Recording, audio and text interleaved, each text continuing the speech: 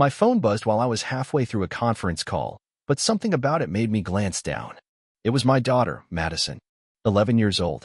She never called me during the day, only texted cat memes and asked what's for dinner. I excused myself, stepped out, and answered. Her voice was trembling like leaves in a storm. Dad, Mom's boyfriend is here. He said you're not coming back. That he's my new dad. My heart stopped. What the hell are you talking about? I whispered, panic crawling up my throat like acid. He tried to touch me. I kicked him. He's smashing stuff now. He said he'll teach me to obey. He's laughing. He says you're too weak to stop him. Time slowed. Rage took over. I didn't even hang up.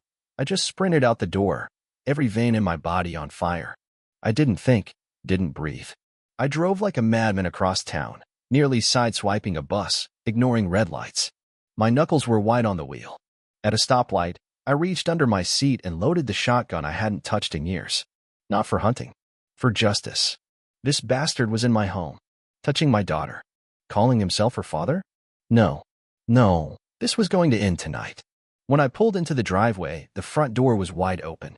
A broken lamp lay shattered on the porch like a warning sign. I stepped out, shotgun in hand, heart punching my ribs. The neighbors peeked out through curtains, but none dared come outside. I didn't care. The moment I crossed the threshold, I heard him, Travis. The walking turd my wife had been seeing behind my back. I didn't know the full story yet, but I'd seen enough signs over the past few months. Late night, girls' trips. Mysterious charges on our joint account. A lipstick I didn't recognize on a wine glass when I got home from work. And her attitude?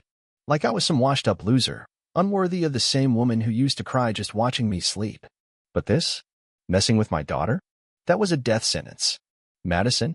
I shouted. Dad, she cried from upstairs. I locked my door. Good. Smart girl. I followed the sound of breaking glass to the kitchen. Travis stood there, shirt off, sweating and drunk, throwing plates against the wall like a damn gorilla. The fridge was open, a bottle of whiskey on the counter, and broken photos on the floor, photos of our wedding, our baby girl, our life. All destroyed. He turned to me, grinning like a demon. Well, look who came home to play hero. I raised the shotgun. Touch her again, and I'll send you straight to hell. He laughed. Actually laughed. You? You won't do sh*t. You're nothing but a washed-up accountant with a gun and no balls. She doesn't even want you, man. Your wife begs for me every night. You were just the warm-up act. That's when I pulled the trigger. I didn't aim to kill. Not yet. But that shot landed right next to his foot, blasting a hole into the kitchen tiles and making him jump like a rat on fire. He slipped, hit his head on the cabinet, and went down screaming. You don't ever talk about my daughter. You don't even say her name. He groaned on the floor, clutching his ear, blood trickling down his temple. The fear in his eyes was delicious. He tried to crawl, but I kicked him over on his back and shoved the shotgun into his chest. Then I heard the voice I hated more than his. Derek? What the F*** are you doing? There she was. Amanda. My wife. Wearing tight jeans and a silk top I'd never seen before, probably bought with my money, hair perfect, nails done, like she'd just come from a spa while her boyfriend tried to traumatize our daughter. She looked down at Travis, then at me, eyes wide in fake horror. What the hell happened? I stared at her, shotgun still pressing against Travis's ribs. You tell me, why is your boyfriend calling himself Madison's new dad and trying to touch her? She blinked, paused, laughed. Are you serious? You believe a kid's story over mine? Derek, you're ****ing insane. She walked over and tried to pull my arm off the gun. Put that down. You've lost your damn mind. That's when I saw it, the look she gave Travis. The unspoken panic. She wasn't worried about the girl. She was worried about what I might find out next. And suddenly, I understood everything. The affair. The lies. The nights out. The coldness in bed. This wasn't just a betrayal. This was war. Amanda's tone shifted like a serpent sliding into a new skin. She dropped the fake panic act and raised her chin, like she was the victim. Look, Derek, she said, voice low. I see. You've been distant for months. You're always working. You don't touch me. You don't talk to me unless it's about bills or groceries. What did you expect? I wanted to scream, to grab her and shake the truth out of her, but I didn't need to. She was already unraveling, word by disgusting word. You brought that man into my house, I said, still holding the shotgun, but lowering it slightly. Our daughter. Amanda, our daughter said he tried to. Oh, please, she snapped, rolling her eyes. Madison exaggerates everything. You know that. My jaw clenched so tight I could hear my own teeth grinding. She's 11. She called me shaking, terrified, and you're telling me she exaggerated him trying to touch her. Amanda threw her hands up. He probably just tried to hug her or something. You men are so dramatic. I stared at her, the woman I once loved, the woman I married under a sky full of stars, the woman I thought would protect our child above all else. And now here she was, defending a man who nearly destroyed our little girl's sense of safety, just to save face. I turned to Travis, who was groaning on the floor, still clutching his head. Get the hell out of my house, I said. If you're here when the cops arrive, you won't be walking out. He tried to speak, but I pointed the shotgun again. That was enough. He crawled out like a beaten animal. Amanda rushed to the door. You're not calling the cops. He didn't do anything. I laughed. A dry, bitter laugh. Oh, I'm calling them. And after that, I'm calling a lawyer. Her face twisted into a snarl. You want to ruin everything because of a tantrum? My voice lowered. This isn't a tantrum. This is your daughter telling you someone tried to harm her. And you're acting like she's the problem. Amanda crossed her arms, pacing the living room like a caged animal. You don't know what it's like living with you. You stopped being exciting years ago. I needed something else. I needed passion. I didn't even feel the knife going anymore. I was numb. Not surprised. Just disgusted. So you brought passion into your bed, I said, and risked your daughter's safety for it. She said nothing. I turned toward the stairs. Madison. She peeked out from behind her door, eyes red, cheeks stained with tears. You okay? I asked. She nodded but didn't move. It's safe now, sweetie. He's gone. She walked down slowly, every step like a knife to my gut. When she reached me, she clung to my waist and sobbed. I kissed the top of her head and looked over her shoulder, right at Amanda. And all I saw was a stranger. You're unbelievable, I whispered. You let a man into this home, into our lives, and when your daughter says he made her uncomfortable, you call her a liar? Amanda didn't answer. I reached for my phone and dialed 911. Amanda gasped. Don't do this, Derek. You'll ruin me. I locked eyes with her. You already did that yourself. As the operator answered, I gave our address. There's been a domestic disturbance. I need an officer. And a report for potential child endangerment. Amanda screamed something behind me, but it was just noise now. The kind of noise you block out after you finally hear the truth. And for the first time in months, I knew exactly what I needed to do next. The cops arrived within 10 minutes. Amanda sat on the couch pretending to cry, one hand dramatically pressed to her temple like she was the victim in some cheap soap opera. Madison clung to me, refusing to let go. Her small fingers were locked into my shirt like she was afraid I'd vanish the second she blinked. 2 officers entered the house. One of them, Officer Reynolds, was a serious-looking man with sharp eyes. The other, a younger woman named Parks, knelt beside Madison immediately, voice soft, comforting. Madison didn't speak at first, just kept her head buried against me. But eventually, with gentle coaxing, she whispered what happened. Travis. The things he said. The way he tried to grab her arm. How he laughed when she kicked him. And the most horrifying part, his words. I'm your new dad now. Officer Reynolds shot a look at Amanda, who was now twisting her wedding ring like it might reverse time. Ma'am, he said firmly, your boyfriend, Travis Jenkins, is he known to law enforcement? Amanda hesitated. I don't know. I don't ask him about that kind of stuff. He's a passionate guy, but he would never hurt anyone. I nearly lost it. Passionate? I barked. He tried to hurt our daughter and smashed half the kitchen. You call that passionate? Sir, Officer Reynolds said calmly, we'll need you both to answer some questions separately. Amanda scowled. This is ridiculous. She's just mad I have a boyfriend. She wants to ruin everything because she's spoiled. I stepped forward, adrenaline surging. Say that again. I dare you. Say my daughter is spoiled after what she's been through. Officer Parks held a hand up between us. That's enough. They split us up. I stayed with Madison while the officers pulled Amanda into the kitchen. I couldn't hear the whole conversation, but I caught fragments. Defensive tones. Lies. Excuses.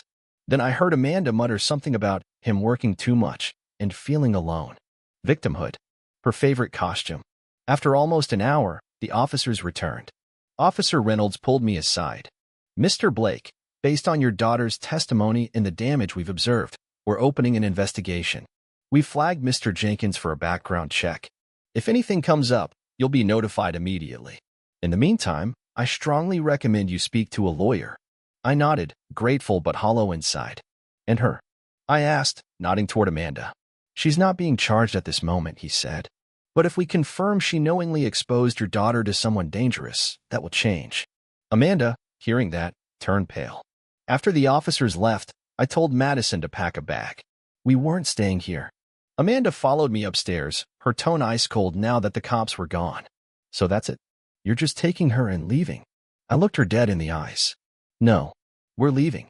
I'm not asking for your permission. She folded her arms. You don't have a case. I'll fight you in court. I'll tell them you're violent, that you threatened him with a gun. I'll tell them everything, I snapped. How you left our daughter alone with a man like that.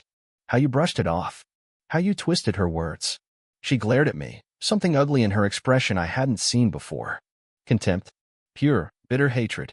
You think you're the hero, don't you? She hissed. You think she's going to thank you for this? I tilted my head. She already did. Madison came down the stairs with her school backpack and a stuffed bear under her arm. Amanda looked at her with disgust. So you're choosing him over me? Madison didn't say a word. She just walked past her. And that silence? That was the loudest damn scream I'd ever heard. The moment I closed the car door behind Madison and clicked her seatbelt into place, I felt like something snapped free in my chest. Like a chain that had been strangling me for years just fell away. She was quiet as we drove, staring out the window, holding that ragged old bear Amanda used to call babyish. I glanced at her a few times, but I didn't push. She needed space. And honestly, so did I. My hands still trembled from the adrenaline, from the rage. We stopped at a small motel just outside town. I wasn't about to take her back to my apartment above the auto shop, too small, too grimy. She deserved better than that, especially after what just happened. I checked us in, carried her bag, and ordered room service even though I knew she wouldn't eat much. She didn't. Neither did I. Around midnight, she finally spoke. Do you think he'll come back? I sat beside her on the bed, rubbing my face. He won't. And even if he tries, the police know now. He's done.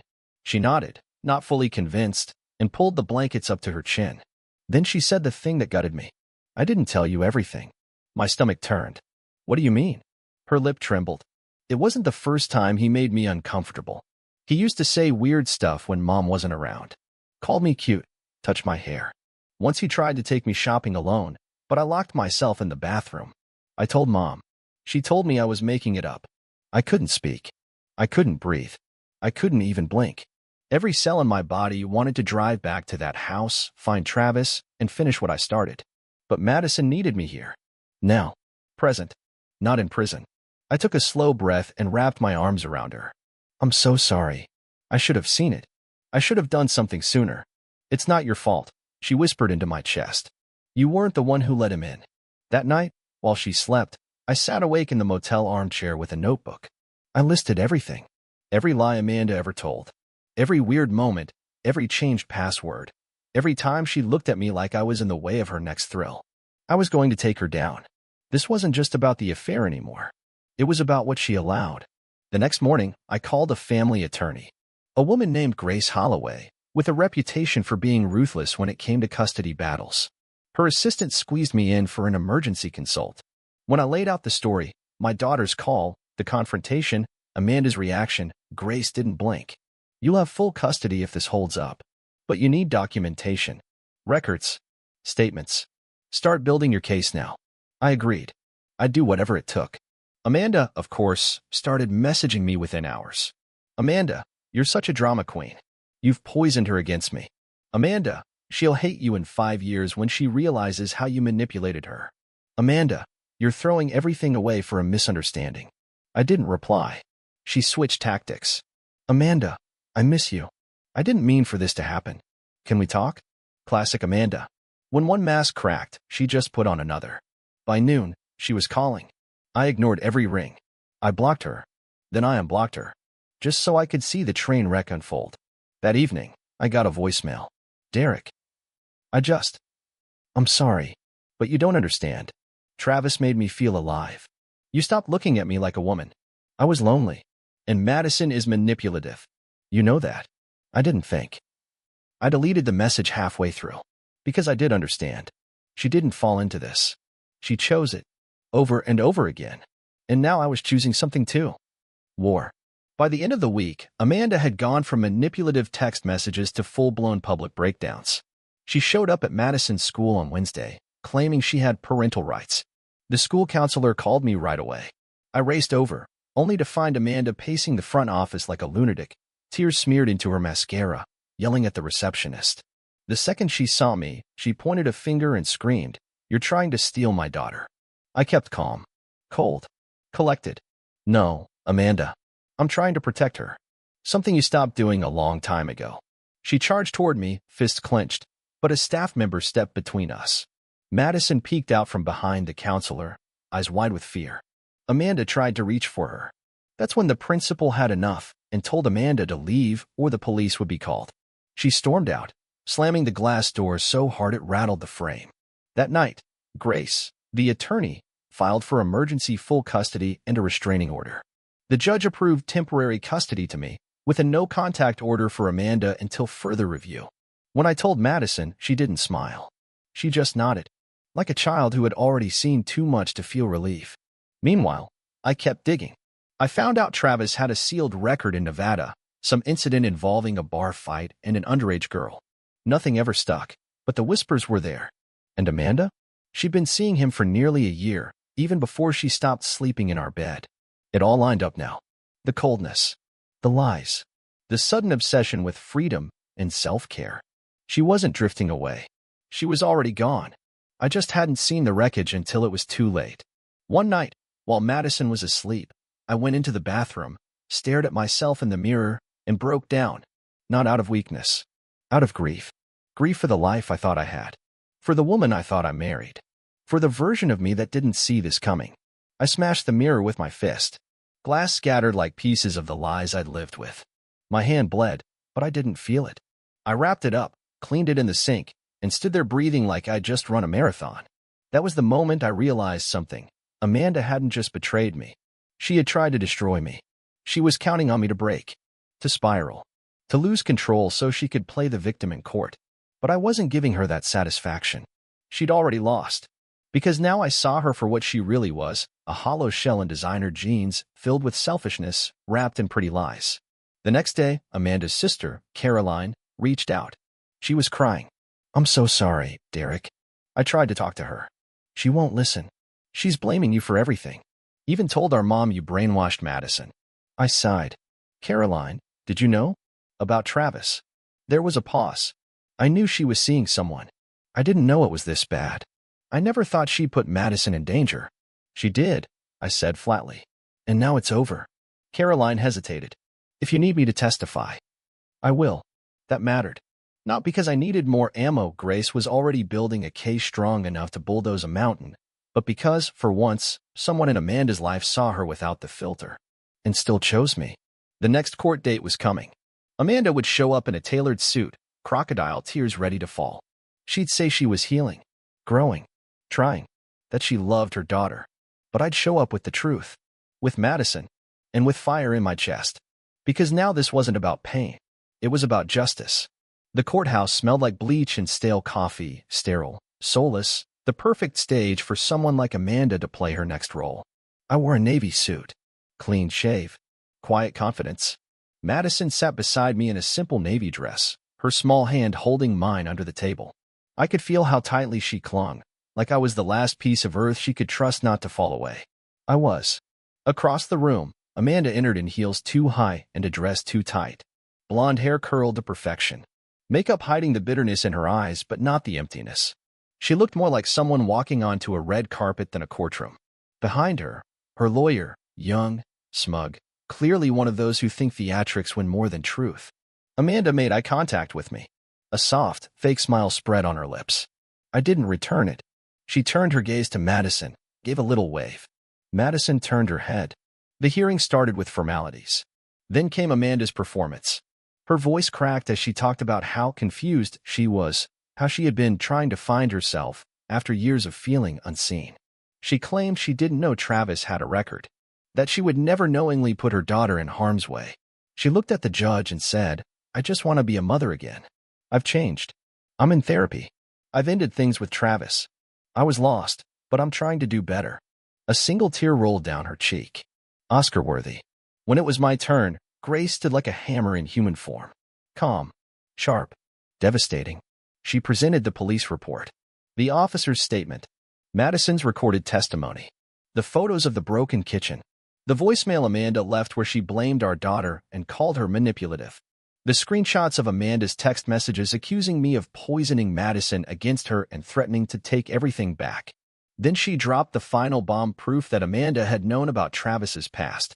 A message exchange with a friend where she said, "Travis told me about some old drama in Vegas. Not his fault.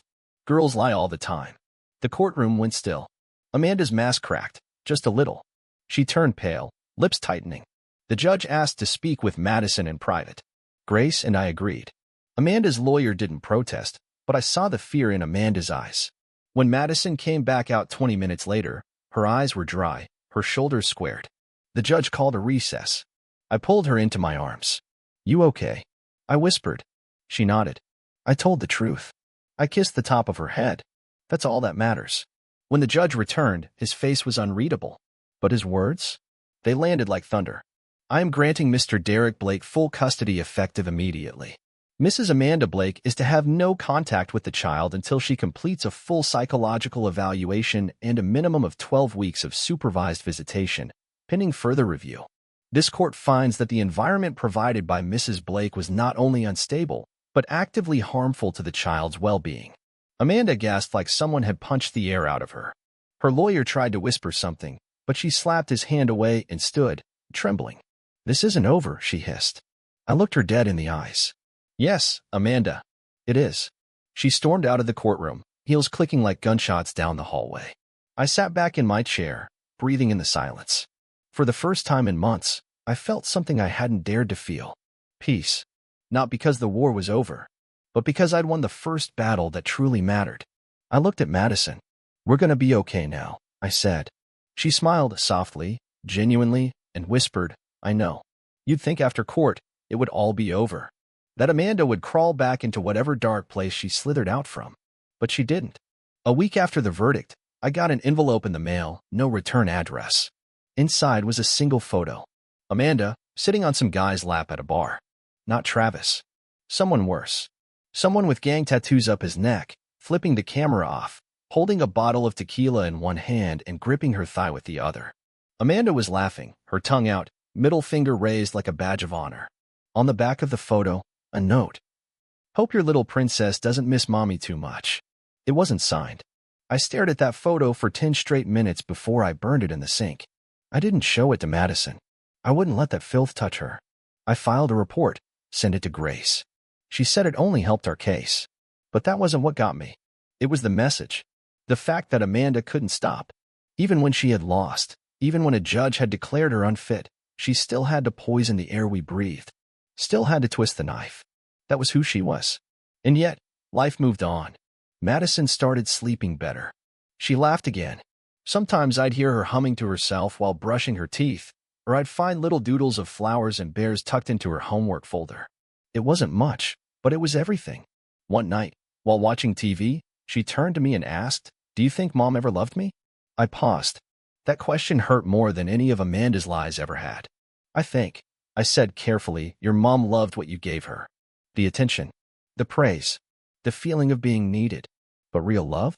The kind that sacrifices for someone else, that protects even when it's hard? I don't think she ever really understood that." Madison didn't speak. She just leaned into me, her head resting on my arm. "She didn't deserve you," I added softly. A few days later, Caroline, Amanda's sister, called me again. "She's spiraling," she said. "Staying with some guy she barely knows. Drinking. I think she got fired from her job." I didn't feel sorry for her, but I also didn't feel satisfaction. What I felt was something stranger, like watching a once familiar house catch fire. You don't cry. You don't cheer. You just watch it burn and hope it doesn't spread. Caroline said Amanda had told their mom I'd brainwashed Madison into testifying, that I was controlling, abusive, that I'd ruined her life. I told Caroline I didn't ruin Amanda's life. I just stopped saving her from the consequences. That weekend, I sat Madison down with a hot chocolate and said, "There's something I need to ask." She looked up, curious.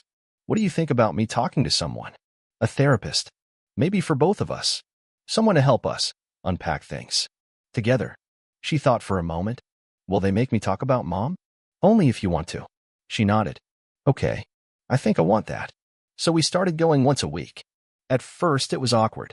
But slowly, she opened up. About the fear. The confusion. The guilt. She even cried once, hard, saying she missed the idea of her mom, but not her mom. I cried too. Because I knew exactly what she meant. I missed the idea of Amanda. The woman I married. The girl I thought would grow old with me. But that person? She never really existed. Only a version I invented. Now, it was just Madison and me. Building something real out of the ashes.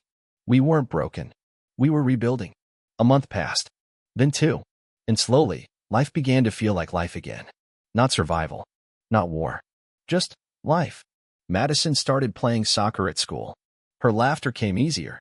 Her shoulders didn't tense at every loud sound. At night, she'd still crawl into my bed sometimes, her teddy bear wedged between us like a wall against everything ugly. But she smiled more, slept better, trusted again. And I started breathing without pain. Amanda tried once more to claw her way back. She filed an appeal, claimed the court was unfair, that I had manipulated evidence, that Madison was coached. But the court shut it down so fast it was almost anticlimactic. Her lawyer dropped her. She went radio silent after that. Caroline told me she'd seen Amanda last week outside a liquor store, sitting on the curb, drunk, crying into a phone that probably wasn't even connected. Alone. Makeup smeared. Heels broken. I didn't feel joy. Just closure. I knew she'd destroy herself eventually. She was always her own wrecking ball. But I had something she would never get back. My daughter's trust. My dignity. And peace. One Saturday afternoon, I took Madison to a quiet park. Just the two of us. The sun was warm. Birds chirped. It felt almost too perfect for how heavy the next conversation would be. We sat on a bench with ice cream cones. She licked hers carefully, lost in thought. Do you ever think you'll get married again? She asked out of nowhere. I smiled faintly. That depends. On what? On if I ever meet someone who deserves to be in our life. She nodded like she understood that more than an 11-year-old should. I think I'd be okay with it one day. If she's nice. And she doesn't lie. I wrapped my arm around her. You'll always come first, Mats. Always. She smiled, leaned into me. I know. That night, I sat alone after she went to bed, scrolling through old photos on my phone. Ones I hadn't been able to delete. Amanda smiling on our honeymoon. Amanda holding Madison as a baby. Us, once upon a time. But it wasn't real anymore. And I wasn't haunted by it. So I deleted them. One by one. Not out of anger. But because I no longer needed to remember who she pretended to be. 3 months later, the final court hearing came, just a formality to finalize the custody arrangement. Amanda didn't show. No letter. No lawyer. Nothing. The judge signed the papers, looked at me, and said, "Good luck, Mr. Blake. You've done right by your daughter." I left the courthouse with a thick envelope in my hands and 1,000 pounds off my shoulders. It was over. Not just the legal battle. The emotional war. The self-doubt. The guilt. All of it. So now, if someone asked me what I learned from all this, I'd say this. Never ignore the slow fade. Love doesn't die in explosions. It erodes in silence. In excuses. In unanswered questions. In nights where "I'm just tired" becomes routine. In the way someone stops looking at you like you matter. Pay attention. Don't romanticize red flags into rose petals. And most of all, trust your gut. The voice that whispers when something's off. The instinct that tightens your chest. That little flare in your stomach when the truth is trying to surface. I ignored it too long. But I won't again. And Madison? She's safe. She's healing. She knows now that real love protects. That fathers show up. That she is not invisible. So yeah, Amanda screamed in horror when I confronted her boyfriend for messing with my daughter. But it wasn't the scream of fear. It was the scream of someone watching their lies collapse. And I promise you, that scream was only the beginning of her fall. But it was the start of our rise.